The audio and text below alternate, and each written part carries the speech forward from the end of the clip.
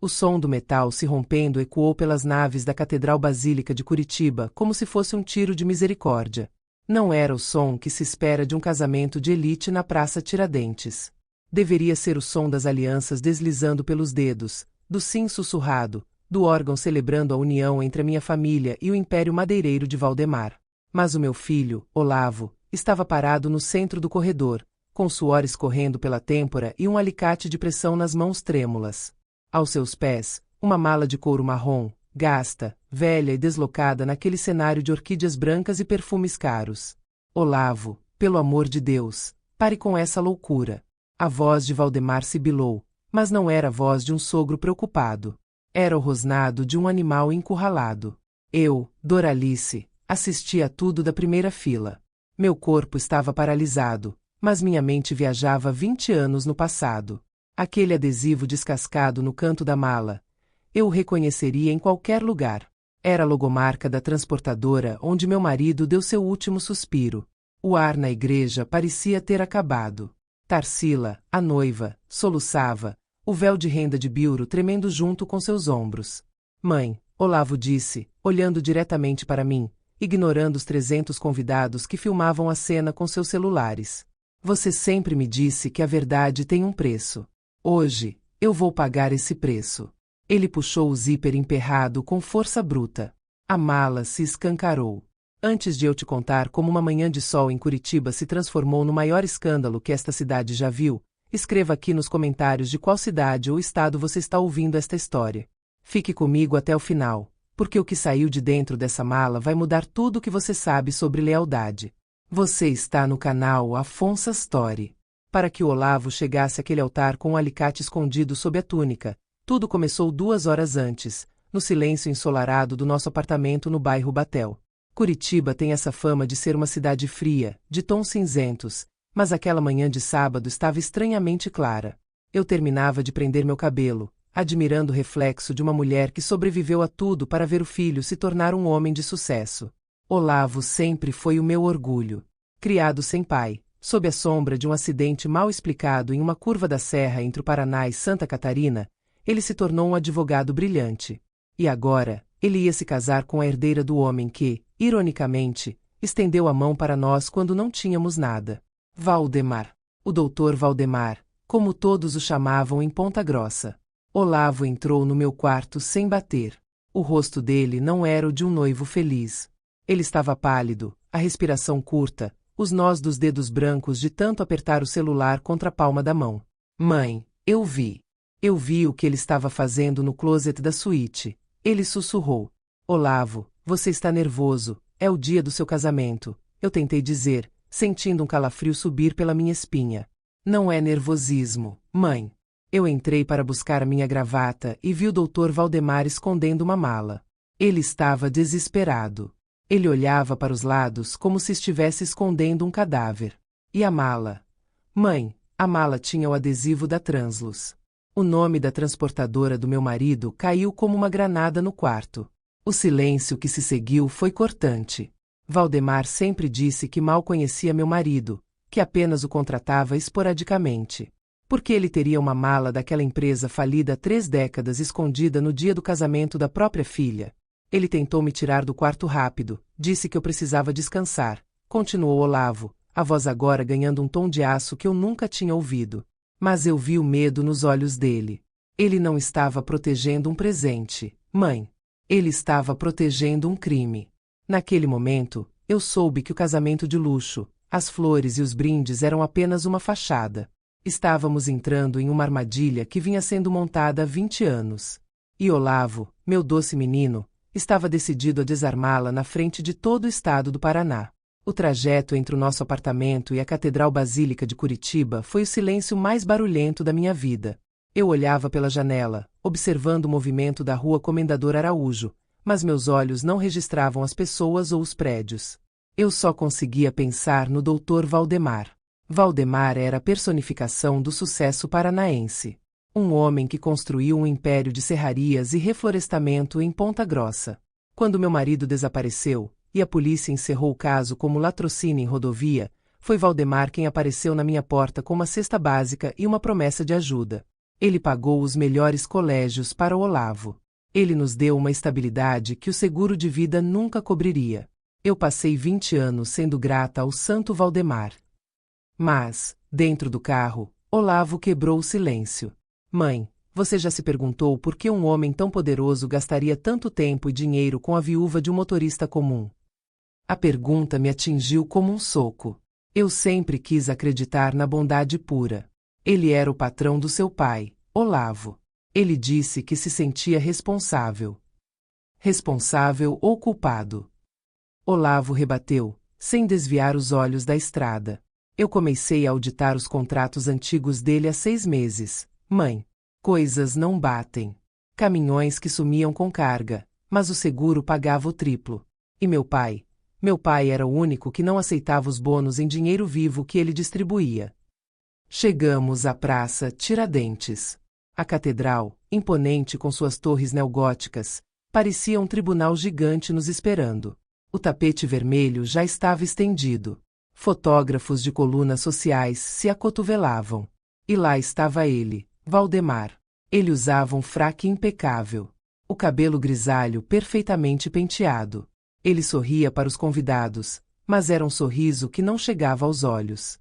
Quando saímos do carro, ele caminhou em nossa direção com os braços abertos, mas Olavo desviou do abraço, fingindo ajustar o relógio. Olavo! Meu rapaz, o grande dia chegou. Valdemar disse, a voz aveludada, mas notei que sua testa brilhava de suor frio, apesar da brisa fresca de Curitiba. Tarsila está radiante. Estamos prestes a unir nossas histórias para sempre. É exatamente isso que eu pretendo fazer hoje, Valdemar, respondeu Olavo, com uma frieza que me arrepiou. Unir as histórias. Todas elas. Valdemar hesitou por um segundo. Foi ali que eu vi a primeira rachadura na máscara. Ele apertou a mão de Olavo e, naquele momento, o detalhe que o meu filho mencionou saltou aos meus olhos. O punho da camisa branca dele estava levemente rasgado e sujo de algo escuro, como ferrugem ou graxa velha. Um homem que preza pela aparência a ponto de ser maníaco nunca estaria assim no casamento da filha. A menos que tivesse tido um imprevisto desesperado com uma mala pesada e enferrujada minutos antes. Você está pálido, doutor, eu disse, aproximando-me e segurando o braço dele. Parece que não dormiu bem cuidando dos detalhes. Imprevistos, Doralice. Coisas que precisam ser despachadas antes de começarmos uma vida nova, ele respondeu, limpando o suor com um lenço de linho com suas iniciais. Agora. Entrem. A noiva não pode esperar, e os segredos? Bem, os segredos pertencem ao passado. Ele deu as costas e entrou na igreja, caminhando com a postura de um rei, mas eu vi como ele olhava por cima do ombro para o carro de luxo onde seu motorista o esperava. Ele não estava calmo. Ele estava em contagem regressiva. Entramos na catedral sob o som suave de um quarteto de cordas. O cheiro das orquídeas era sufocante. Eu me sentei no banco da frente, sentindo o peso do olhar de Dagmar, a madrinha e sócia de Valdemar, uma mulher de olhos de lince que parecia ler meus pensamentos. Ela se inclinou e sussurrou no meu ouvido. Olavo parece tenso, Doralice. Espero que ele não estrague a oportunidade da vida dele. Valdemar não perdoa quem pisa no seu jardim. A ameaça velada era clara. Eles sabiam que Olavo estava perto de algo. O que eles não sabiam é que o meu filho não estava ali para colher flores, mas para arrancar as raízes podres daquela dinastia. O clima dentro da igreja estava prestes a explodir. Você já sentiu que alguém estava mentindo na sua cara, mas não tinha provas? Inscreva-se no Afonso Astori para ver como Olavo conseguiu as provas que ninguém esperava. As portas da igreja se fecharam para a entrada da noiva. O órgão começou a ressoar, as notas graves fazendo o chão de mármore vibrar. Tarsila apareceu, linda, flutuando em metros de seda. Ela olhava para Olavo com amor genuíno, mas ele olhava para o altar como se estivesse diante de uma forca, ou de um palanque de julgamento. Eu olhei para o lado e vi Valdemar sentado na cadeira de honra. Ele apertava o terço de ouro nas mãos, mas seus olhos não estavam em Deus. Estavam fixos na porta lateral da sacristia, onde o motorista dele deveria estar agora, se livrando do último rastro do nosso sofrimento. Ele não sabia que Olavo tinha um plano. Ele não sabia que a justiça tem ouvidos até dentro de uma catedral silenciosa.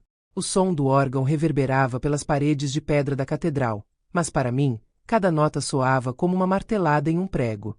Tarsila caminhava em direção ao altar, um anjo de seda e renda, mas meus olhos não conseguiam sair de Olavo. Ele estava parado ali, rígido como uma estátua de mármore, as mãos cruzadas à frente do corpo. Eu conhecia cada gesto do meu filho. Aquele leve tremor no maxilar era o sinal de que ele estava no limite de sua sanidade. Minha mente, no entanto, não conseguia parar de voltar para as palavras dele no meu quarto, 2 horas antes. O relato do que ele vira na suíte nupcial era vívido demais, detalhado demais para ser um delírio pré-casamento. Mãe, eu entrei na suíte para buscar a abotoadura que eu tinha esquecido na mesa de centro. Ele me contará, a voz baixa, quase um sussurro para que as paredes não ouvissem. A porta do closet estava entreaberta. Valdemar estava lá dentro. Ele não me viu. Ele estava agachado, empurrando uma mala marrom para o fundo, sob uma pilha de caixas de sapatos novas. Ele estava ofegante, mãe. O rosto dele estava vermelho, e ele murmurava algo como hoje não, hoje termina ponto. Olavo descreveu o vulto de Valdemar como de um homem possuído por um terror primitivo.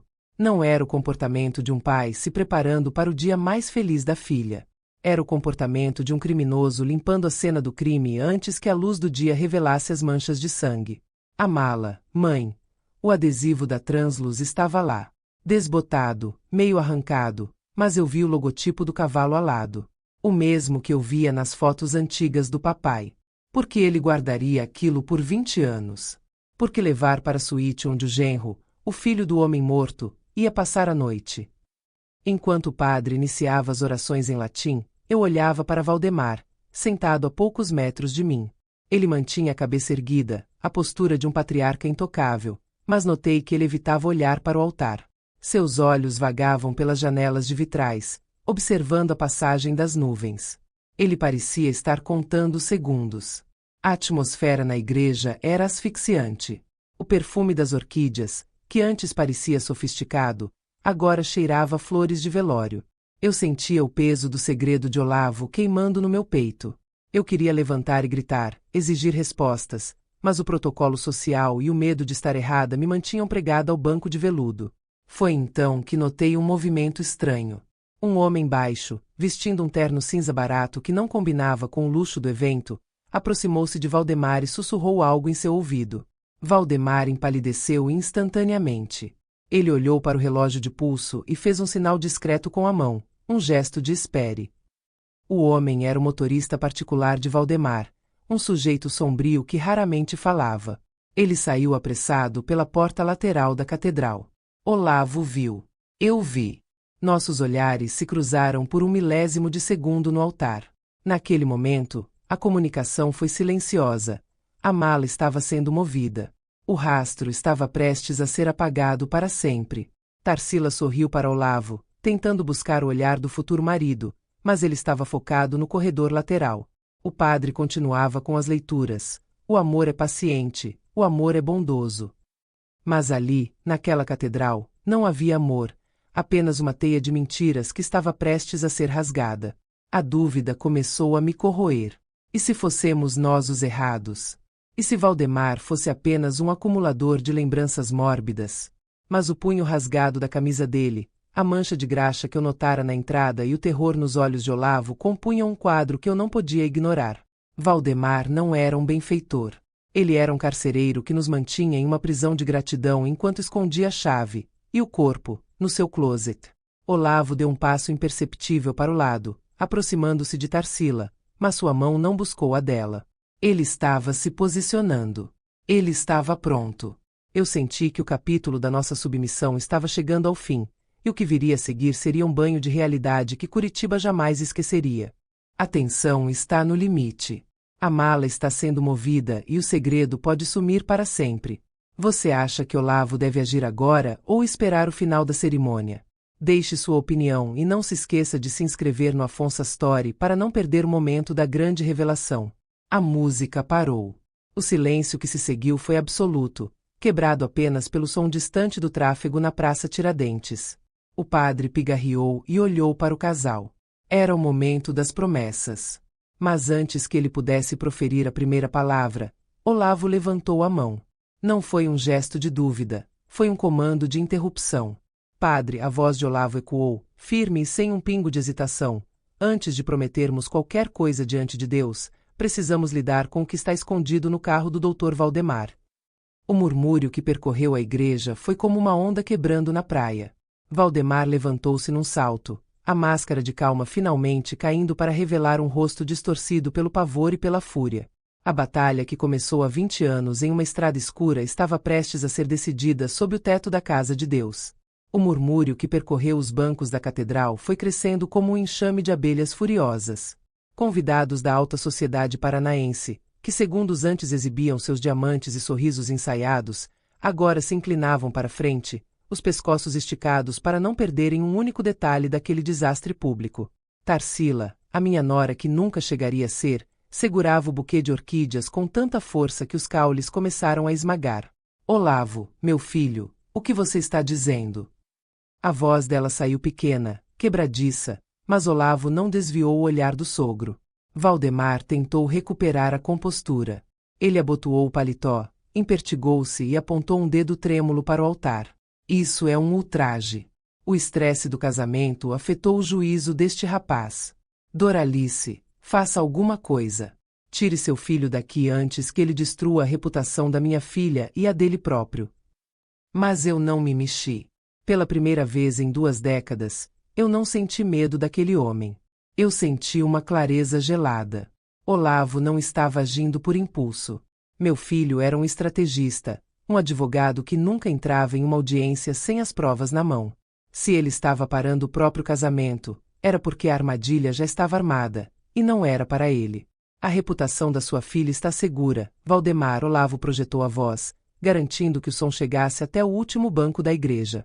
O que não está seguro é o segredo que você mandou o seu motorista tirar daqui a 3 minutos. Mas não se preocupe, ele não foi longe.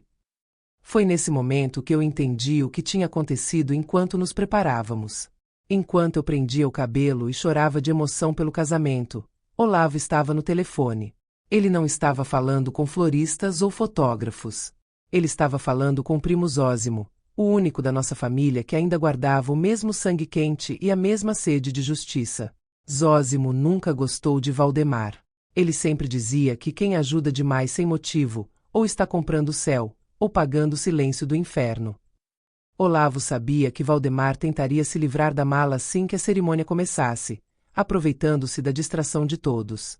O motorista de terno cinza barato não estava apenas indo embora, ele estava cumprindo uma ordem de limpeza.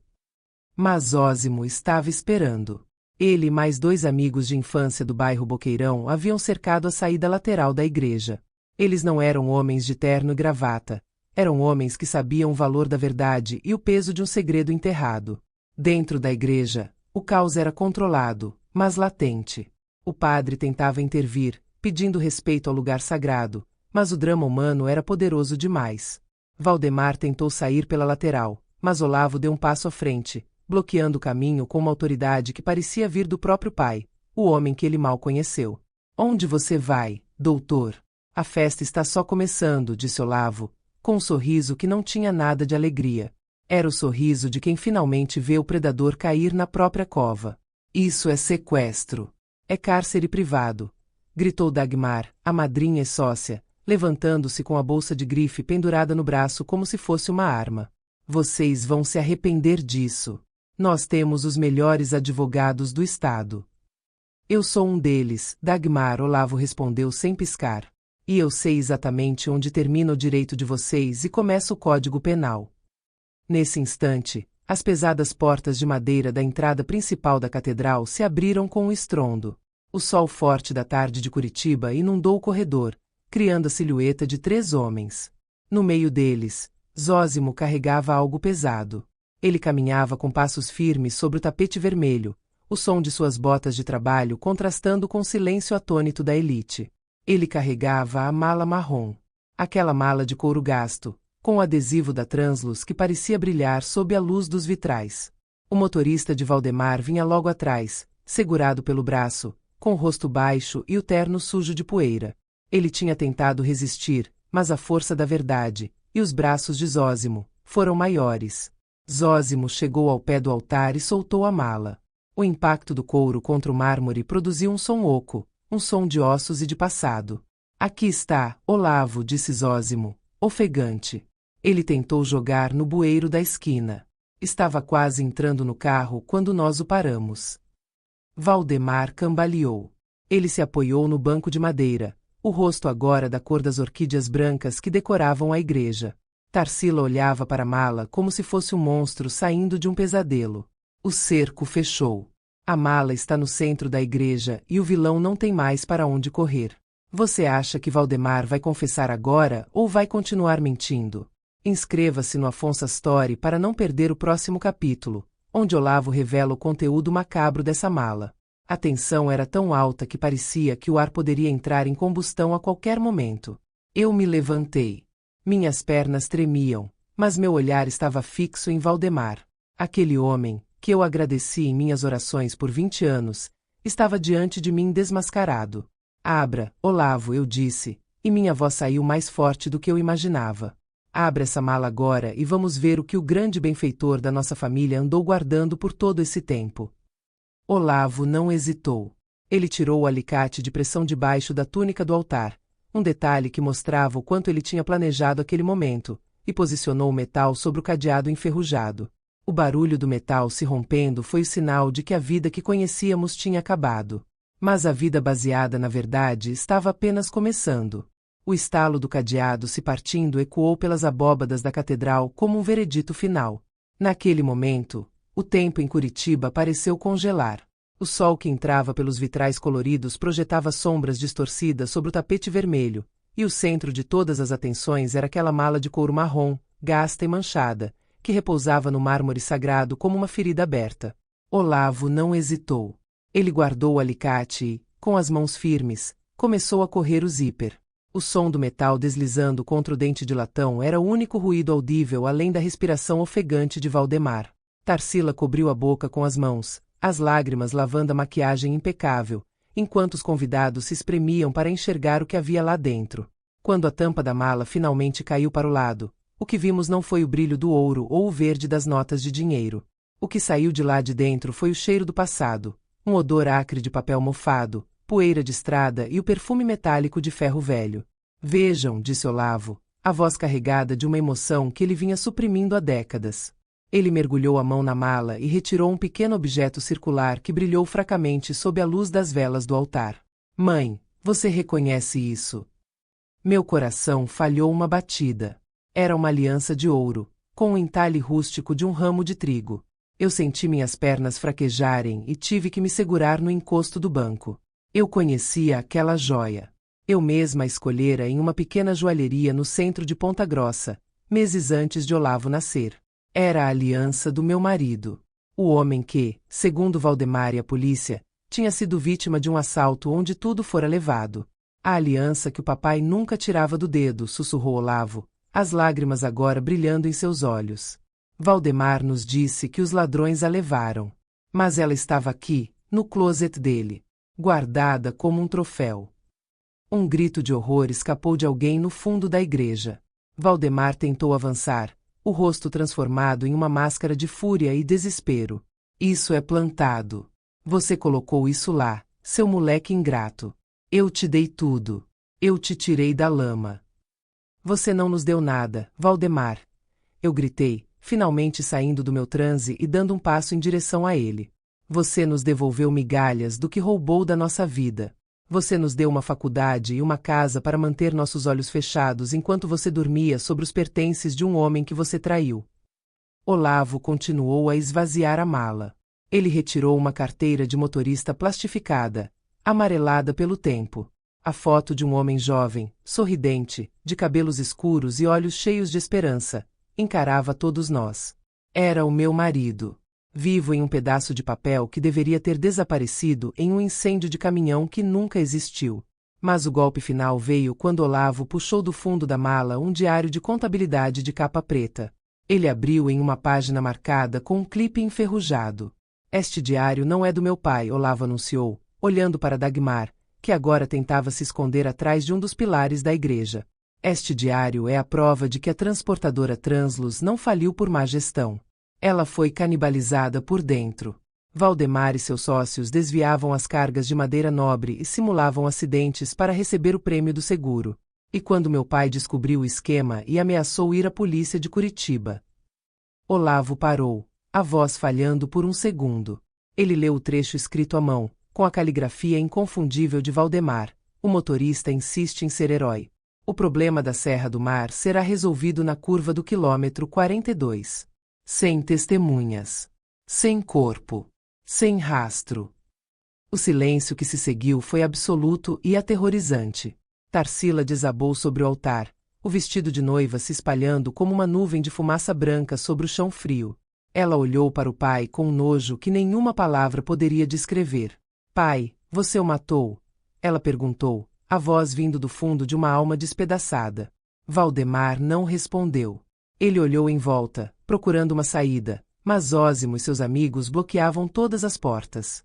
Ele era um homem rico, poderoso e influente, mas ali, diante do altar e da mala aberta, ele era apenas um assassino acuado pela verdade que ele mesmo guardara em um closet. A verdade foi revelada no lugar mais sagrado de Curitiba. O benfeitor era, na verdade, o Carrasco. Você acredita que algumas pessoas conseguem esconder segredos tão sombrios por tanto tempo? Inscreva-se no Afonso Story agora e ative o sininho, porque o que aconteceu nos minutos seguintes, quando a polícia entrou na catedral, vai te deixar sem fôlego. A máscara de Valdemar caiu completamente. Ele não era mais o doutor, o empresário de sucesso. Ele era um homem pequeno, trêmulo, cujas mãos suadas não conseguiam mais esconder o crime de uma vida inteira. A justiça, que tardou 20 anos, estava batendo a porta da igreja com a força de um furacão. A Catedral Basílica de Curitiba, um lugar destinado à paz e à comunhão, havia se transformado em um tribunal improvisado sob a luz impiedosa do meio-dia. O eco das palavras de Olavo ainda vibrava nas vigas de madeira do teto. O trecho do diário, o problema será resolvido na curva do quilômetro 42, pairava no ar como uma sentença de morte proferida há 20 anos e finalmente executada hoje. Valdemar estava parado no centro do presbitério, o rosto antes bronzeado agora assumindo um tom de cinza que lembrava as calçadas de Curitiba em dias de nevoeiro. Ele olhou para a mala, depois para a filha caída, e por fim para Olavo. Seus olhos, que sempre brilharam com a astúcia de um negociador implacável, agora mostravam o brilho vítreo do pânico puro. Isso é uma montagem.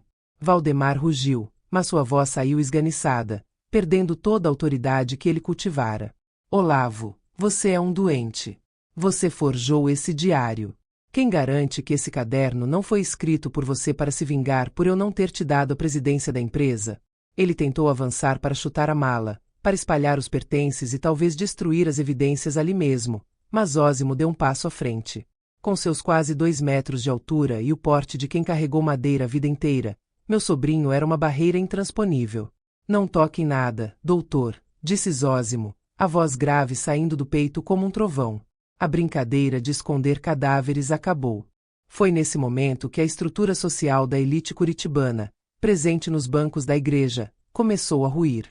Dagmar, a madrinha elegante que até então tentava manter a pose, percebeu que o barco estava afundando. Ela tentou se esgueirar pela lateral, em direção à sacristia, mas Olavo foi mais rápido. Aonde vai, Dagmar? Perguntou Olavo, sem desviar os olhos de Valdemar. No diário também constam as notas fiscais frias assinadas por você. Você era contadora da transportadora na época, lembra? Você sabia que cada centavo que entrava na sua conta vinha do sangue do meu pai. Dagmar estancou no lugar. O pânico dela foi a confirmação final para todos os presentes. O murmúrio na igreja subiu de tom, transformando-se em um clamor de indignação. Tarsila, ainda no chão, arrancou a tiara de brilhantes da cabeça e a jogou contra os pés do pai. Você me usou. Ela gritou, a voz carregada de um nojo visceral. Você me usou para trazer o Olavo para perto, para comprá-lo, para garantir que ele nunca investigasse a fundo o que aconteceu. Você transformou o meu casamento em um enterro. Valdemar, sentindo o cerco se fechar, perdeu o último resto de sanidade. Ele avançou contra Olavo, as mãos em forma de garras, tentando alcançar o pescoço do meu filho. Eu te criei. Eu te dei tudo. Você não é nada sem mim. Ele gritava, descontrolado. Mas ele nunca chegou a tocar em Olavo. Antes que o confronto físico escalasse, as pesadas portas laterais da catedral se abriram com um estrondo metálico. O som característico dos coturnos contra o mármore e o tilintar das algemas interromperam o caos. A Polícia Civil de Curitiba, que Olavo havia contatado discretamente horas antes, apresentando as suspeitas e as auditorias que vinha fazendo em segredo, entrou no recinto. O delegado, um homem de semblante severo chamado Dr. Arnaldo, caminhou pelo corredor central. Doutor Valdemar, a voz do delegado cortou o ambiente. O senhor está preso por ocultação de provas, fraude processual e como principal suspeito no inquérito reaberto sobre a morte de nome do marido. A cena era surreal. O homem mais poderoso da região, o santo Valdemar, sendo pressionado contra o altar da igreja onde pretendia celebrar o triunfo da sua mentira. As algemas se fecharam em torno dos pulsos que ainda exibiam o punho rasgado da camisa de luxo. A máscara caiu e as algemas fecharam. O império de Valdemar desmoronou em frente a toda a cidade. Você acredita que a justiça divina tarda, mas não falha, ou foi a astúcia de Olavo que finalmente trouxe a verdade? Comente sua opinião e se inscreva no Afonso Astori para ver o que aconteceu quando Valdemar tentou dar a sua última cartada na delegacia. Valdemar foi conduzido para fora da igreja sob o olhar de desprezo de centenas de pessoas. Mas, enquanto ele passava por mim, ele parou por um segundo. Seus olhos encontraram os meus, e ele sussurrou, com um ódio que me fez estremecer. Você acha que venceu, Doralice? Eu ainda tenho amigos que vocês nem imaginam.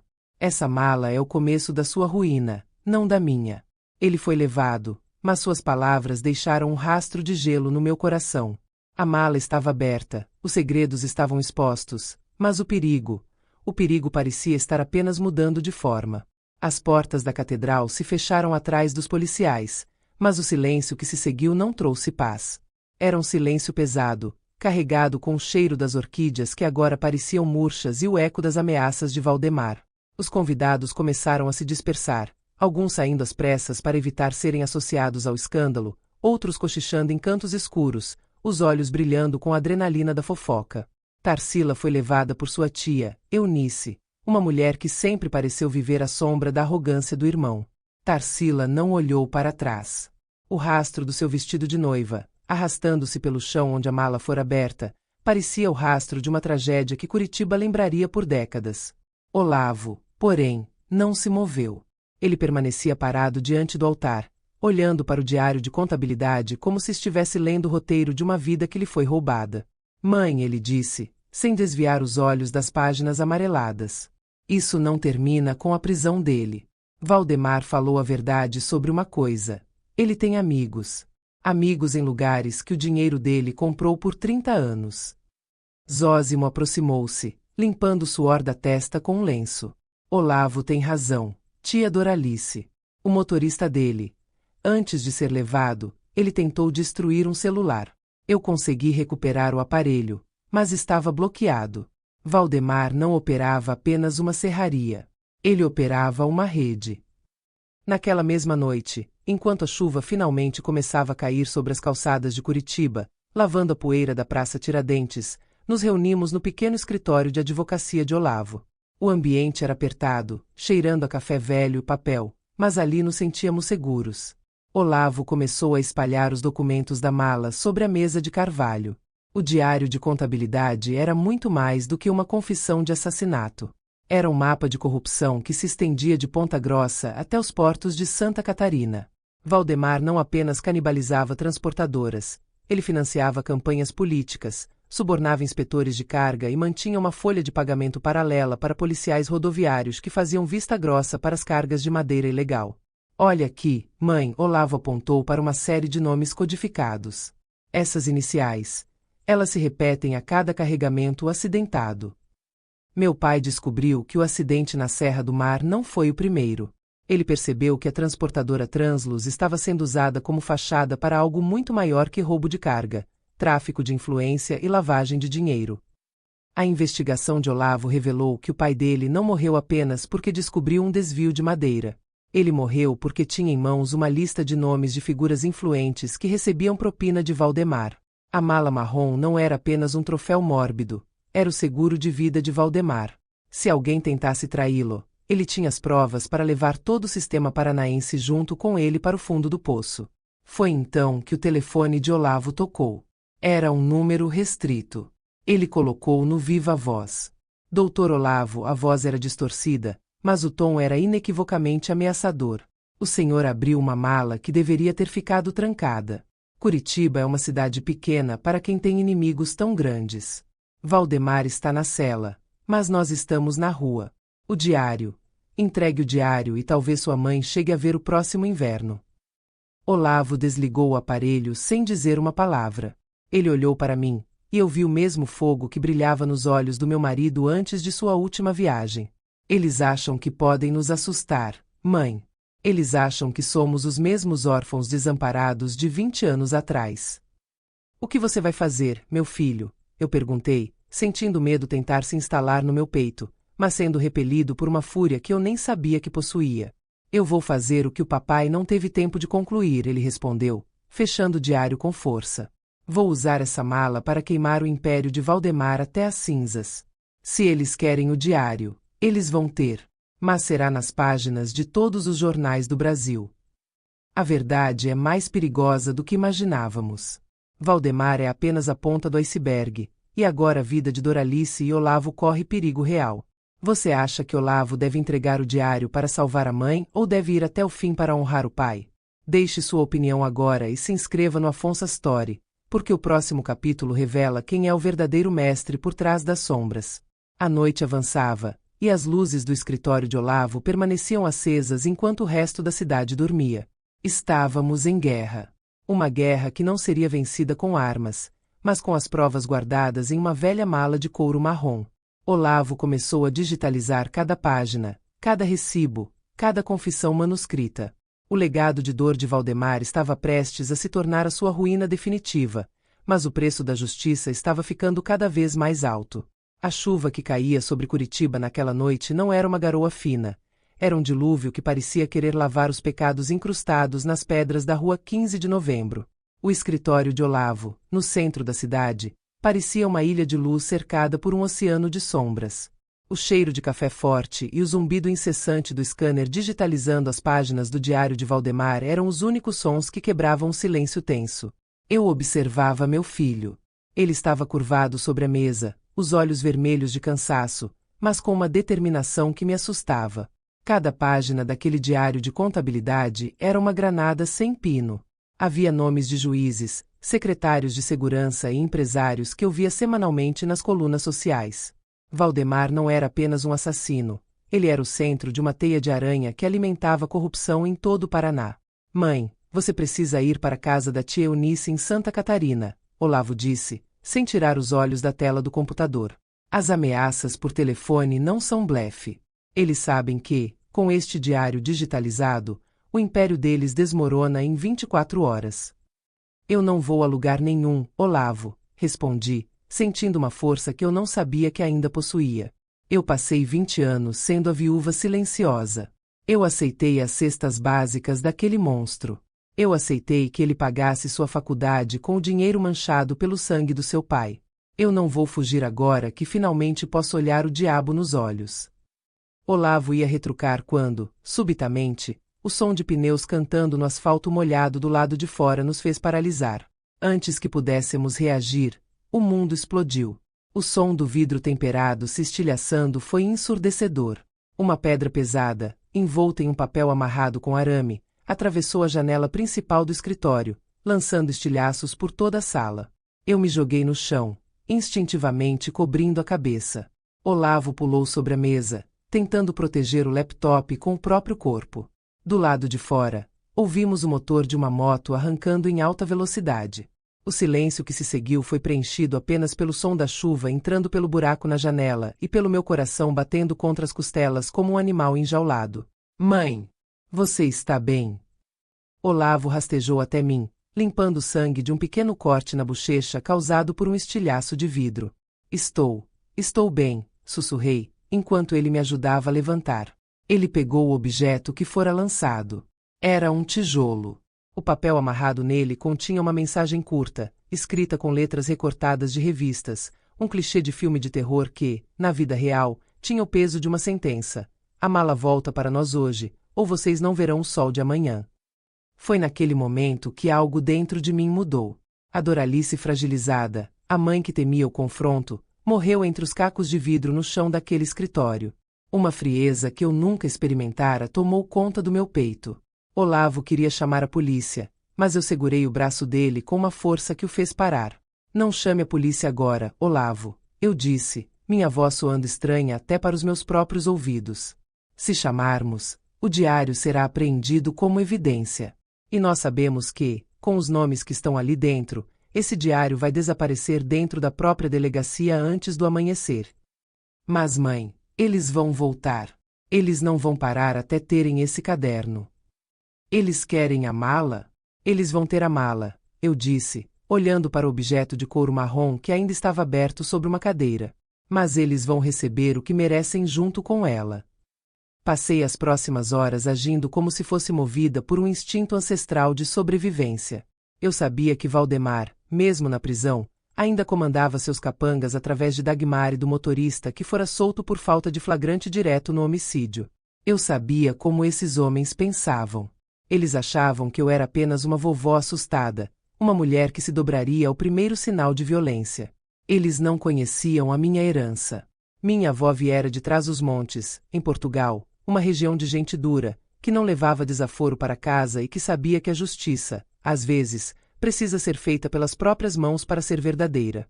Instruí Olavo a terminar a digitalização e enviar os arquivos para 3 servidores de nuvem diferentes e para o e-mail de um jornalista investigativo de confiança em Brasília. Enquanto ele fazia isso, eu peguei a mala. Fui até a cozinha do escritório e peguei um galão de álcool de limpeza e um maço de fósforos. Olavo me olhava horrorizado. Mãe, o que você está fazendo? Criando uma distração, meu filho, e garantindo que a justiça seja poética. Eu não queimei o diário original. Em vez disso, peguei velhos processos arquivados do escritório de Olavo, papéis sem valor, e os coloquei dentro da mala marrom. No topo, coloquei uma cópia impressa da primeira página do diário, aquela que mencionava a curva do quilômetro 42. Molhei tudo com álcool, mas deixei uma trilha seca que levava até o fecho. O plano era simples e perigoso. Eu sabia que eles estavam vigiando o prédio. Saí sozinha, carregando a mala, sob a chuva torrencial. Olavo protestou, tentou me impedir, mas eu obriguei a ficar no andar de cima, com a luz acesa, fingindo que ainda trabalhava nos arquivos. Caminhei até o meio da Praça Tiradentes, o local onde tudo começara horas antes. Curitiba estava deserta. Os vultos das árvores pareciam sentinelas silenciosas. Eu parei sob a luz de um poste de ferro antigo. Não demorou 2 minutos para que um carro preto, com vidros fumê, parasse a poucos metros de mim. A porta se abriu e o motorista de Valdemar saiu. Ele não usava mais o terno cinza. Estava de jaqueta de couro, com a mão sob a lapela, provavelmente segurando uma arma. A senhora é mais esperta do que o seu filho, Dona Doralice, ele disse, a voz rouca misturando-se ao som da chuva. Entregue a mala e o diário, e eu prometo que o Dr. Valdemar vai deixar vocês em paz. Ele até pode arranjar uma pensão vitalícia para a senhora. Eu não quero o dinheiro dele, eu respondi, sentindo a chuva gelada escorrer pelo meu rosto. Eu quero que vocês saibam que a família de nome do marido não se vende e não se dobra. Joguei a mala no chão, entre mim e ele. O diário está aí dentro. Tudo o que vocês precisam para se condenarem ou se salvarem. Ele deu um passo à frente, os olhos brilhando com a ganância de quem achava que tinha vencido.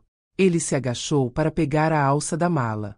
Foi nesse momento que eu risquei o fósforo que protegera sob o meu casaco.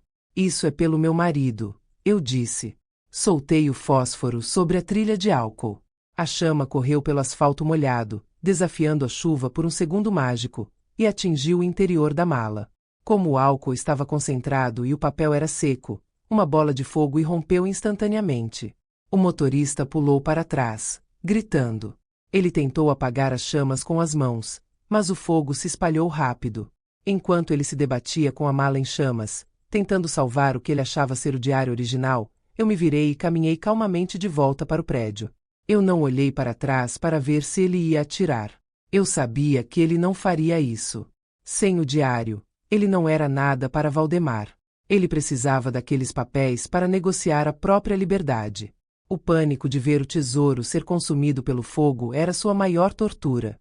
Ao entrar no saguão, Olavo desceu correndo as escadas. Ele me abraçou, tremendo. Mãe! Você ficou louca? Ele podia ter te matado. Ele não matou, Olavo. Ele estava ocupado demais tentando salvar um monte de papel inútil, eu disse, respirando fundo o ar úmido. Agora, envie esses arquivos. A mala marrom está morta, mas a verdade vai acordar Curitiba amanhã cedo. Doralice mostrou que uma avó traída é mais perigosa que qualquer mafioso. Ela usou a própria mala de Valdemar para criar uma armadilha de fogo. Você teria coragem de Doralice para enfrentar um assassino cara a cara no meio de uma praça deserta? Se você torce pela justiça da vovó, inscreva-se agora no Afonso Story e ative todas as notificações. O próximo capítulo é o desfecho final, onde os poderosos caem um por um. Naquela noite, eu não dormi. Fiquei sentada na poltrona do escritório, observando o amanhecer cinzento de Curitiba. Pela janela quebrada, o ar fresco da manhã trazia o cheiro de terra molhada. No rádio, as primeiras notícias já começavam a pipocar. Um vazamento massivo de documentos estava abalando as estruturas do governo e do judiciário paranaense. A vingança, eu descobri, não tinha o gosto amargo que eu imaginava. Tinha o gosto de café quente e a sensação de um peso de 20 anos sendo levantado dos meus ombros. Valdemar achou que a mala era o seu porto seguro. Ele só não percebeu que, nas mãos de uma mãe que busca justiça, até um pedaço de couro velho pode se tornar a chave que abre as portas do inferno para os culpados. O sol de domingo nasceu sobre Curitiba não com o brilho habitual, mas envolto em uma névoa densa que subia do rio Iguaçu, como se a própria terra estivesse tentando esconder a vergonha das revelações que estampavam as capas de todos os jornais. O vazamento da mala marrom, como a mídia rapidamente apelidou o caso, não era apenas uma notícia local. Era um terremoto político que sacudia as bases do poder no Paraná. No meu apartamento, o telefone não parava de tocar. Eram jornalistas, curiosos e, principalmente, advogados de figuras poderosas tentando sondar o terreno. Olavo, com olheiras profundas mas um olhar de vitória, coordenava as respostas. Ele não era mais apenas o noivo traído. Ele era o rosto da justiça que Curitiba esperava há 2 décadas. Enquanto isso, na penitenciária central do estado, Valdemar descobria que o dinheiro e a influência têm um limite, o limite da exposição pública. Quando os nomes dos seus amigos foram publicados, desde o desembargador que engavetava seus processos até o alto escalão da Secretaria de Fazenda que facilitava o contrabando de madeira, o apoio que ele esperava desapareceu. Ninguém queria ser o capitão de um navio que já estava no fundo do oceano. A limpeza geral começou na segunda-feira. Viaturas da Polícia Federal subiam e desciam a Avenida Cândido de Abreu. Escritórios luxuosos eram isolados com fitas amarelas. Arquivos eram apreendidos. A rede de Valdemar estava sendo desmantelada peça por peça. Mas o homem que causou tudo isso, o monstro que se escondia sob o disfarce de benfeitor, ainda tinha uma última carta na manga. Olavo recebeu uma ligação do Dr. Arnaldo, o delegado que efetuara a prisão na igreja. A voz dele estava tensa. Olavo, você precisa vir para a delegacia agora. E traga sua mãe. Valdemar está exigindo uma última conversa antes de ser transferido para a ala de segurança máxima. Ele diz que tem uma informação que só interessa a vocês, sobre o paradeiro exato do corpo do seu pai. Meu sangue gelou. Por 20 anos, eu orei diante de um túmulo vazio. Por 20 anos, eu imaginei o fim do meu marido em 1000 cenários diferentes. Ter a chance de finalmente dar a ele um descanso digno era tudo o que eu restava a desejar. Fomos até a delegacia. O ambiente estava um caos. Jornalistas se acotovelavam na entrada. Fomos conduzidos por um corredor lateral até uma sala de interrogatório fria, com paredes de concreto e uma única lâmpada fluorescente que zumbia sobre nossas cabeças. Valdemar estava sentado lá, algemado à mesa de metal. Ele parecia ter envelhecido 10 anos em 48 horas. O terno de luxo estava amarrotado, e o olhar arrogante fora substituído por uma malevolência desesperada. Vocês vieram, ele disse, com um sorriso seco que mostrava os dentes amarelados. A curiosidade é um pecado forte, não é, Doralice? Onde ele está, Valdemar? Eu perguntei, sem me sentar. Minhas mãos estavam fechadas em punhos dentro dos bolsos do casaco. Onde você o deixou? Valdemar inclinou-se para a frente. O cheiro de suor e medo emanava dele. Eu posso dizer. Eu posso dar as coordenadas exatas daquela encosta na Serra do Mar. Mas eu quero algo em troca. Eu quero que o Olavo retire a acusação de homicídio qualificado. Digam que foi um acidente, que ele apenas ocultou o fato. Se eu for condenado por homicídio planejado, eu nunca mais sairei daqui. Olavo deu um passo à frente, a voz soando como julgamento final. Você ainda não entendeu, não é? Você não está em posição de negociar nada. O diário que você mesmo escreveu, Valdemar, já te condenou. As provas do desvio da transportadora e as ordens para resolver o problema são mais do que suficientes. Nós vamos encontrar o meu pai com ou sem a sua ajuda. Mas se você quiser um resto de dignidade, diga agora. Valdemar soltou uma gargalhada histérica que ecoou pela sala fria. Dignidade! Eu perdi tudo. Minha filha me odeia, meu nome é lixo e meus amigos estão todos tentando me matar para que eu não abra boca sobre o resto do esquema.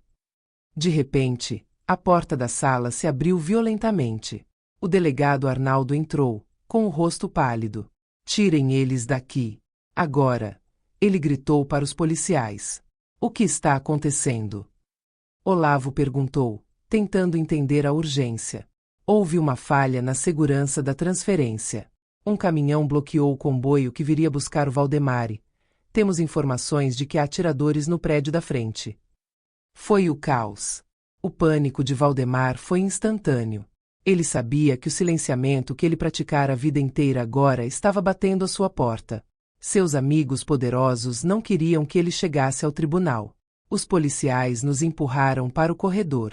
Ouvi o som de vidros estilhaçando e gritos. Valdemar gritava lá dentro, implorando para não ser deixado sozinho. Mas a ordem era clara: proteger as testemunhas civis primeiro. Enquanto éramos conduzidos para a garagem subterrânea, eu olhei para trás uma última vez. Vi Valdemar sendo arrastado por 2 agentes para uma cela interna, longe das janelas. Ele parecia uma sombra do que um dia foi, um homem que construiu sua vida sobre ossos e agora via o seu próprio mausoléu ser fechado. Conseguimos sair ilesos, protegidos pela escolta da Polícia Federal que agora cuidava do caso. Mas a notícia veio apenas 2 horas depois. Durante a tentativa frustrada de resgate ou execução, ninguém sabia ao certo qual era o objetivo inicial. Um incêndio criminoso começou na ala onde Valdemar estava detido. Ele não morreu no incêndio, mas o susto e a fumaça foram um gatilho. O coração de Valdemar, que tanto aguentará o peso da maldade, não aguentou o peso do medo. Ele sofreu um infarto fulminante dentro da cela de isolamento. Morreu sozinho, cercado por paredes de concreto cinza, sem a luxúria que tanto amava e sem o perdão que nunca buscou. Mas ele não levou o segredo para o túmulo. Em seu bolso, os policiais encontraram um bilhete amassado, escrito pouco antes de entrarmos na sala. Eram as coordenadas de uma antiga propriedade de reflorestamento em Guarapuava, sob um galpão de madeira abandonado. O local onde, há 20 anos, ele ordenara que o problema fosse enterrado. O vilão encontrou seu fim antes mesmo de enfrentar o júri, mas a verdade finalmente emergiu das cinzas. Você acha que Valdemar teve o fim que merecia, morrendo de medo e solidão, ou ele deveria ter passado o resto da vida na prisão pagando pelo que fez? Deixe seu comentário e se inscreva no Afonso Story, porque o capítulo final está chegando e ele é dedicado à memória de quem nunca pôde se defender. A morte de Valdemar encerrou um capítulo de terror, mas abriu as comportas para a verdadeira justiça. Com a sua queda, dezenas de outros tubarões de Curitiba começaram a cair. Mas para Olavo e para mim, a política e o dinheiro eram secundários. Tínhamos um destino. Tínhamos uma viagem a fazer até aquele galpão em Guarapuava. O último ato da nossa vingança não seria sangue, seria flores e um nome finalmente gravado em uma pedra de mármore. A viagem de Curitiba até Guarapuava leva pouco menos de 4 horas. Mas, para mim e Olavo, aquela estrada parecia estender-se por décadas. O asfalto molhado refletia o céu nublado do Paraná, e cada quilômetro percorrido era um nó que se desatava em minha garganta. No banco de trás do carro, a mala marrom, agora vazia de segredos, mas cheia de significado, repousava como uma relíquia de uma guerra que finalmente chegará ao fim. Olavo dirigia em silêncio. Seus olhos, antes carregados de uma sede de justiça que beirava o desespero, agora transmitiam uma calma melancólica. Havíamos recebido a confirmação oficial. O bilhete deixado por Valdemar em seu último suspiro de pavor era real. A equipe de antropologia forense da Polícia Civil já estava no local, uma antiga propriedade de reflorestamento que um dia pertenceu ao Império Madeireiro de Valdemar, mas que agora era apenas um terreno baldio cercado por pinheiros e memórias assombradas. Ao chegarmos, o cenário era desolador. Sob um galpão de madeira apodrecida, cujas vigas rangiam com o vento frio do Planalto, os peritos trabalhavam meticulosamente. Quando avistei o local exato, meus joelhos cederam. Olavo me segurou com força. Ali, sob camadas de terra e o esquecimento imposto pelo homem que nos chamava de família, estava o que restava do meu marido. Não foi uma cena de horror. Para uma esposa que esperou 20 anos, encontrar aqueles restos mortais foi como reencontrar a paz. Entre a terra escura, os peritos recuperaram pequenos fragmentos que o tempo não conseguiu apagar. O relógio de pulso que eu lhe dera no nosso primeiro aniversário de casamento e os botões de metal do seu uniforme de motorista da Translus. Acabou, mãe, sussurrou Olavo, as lágrimas escorrendo livremente enquanto ele abraçava meus ombros. Ele não está mais sozinho naquela serra. Nós o trouxemos de volta. O funeral aconteceu em uma tarde de terça-feira no cemitério municipal de Curitiba. Não houve o luxo ostensivo da catedral, nem as orquídeas brancas de Valdemar.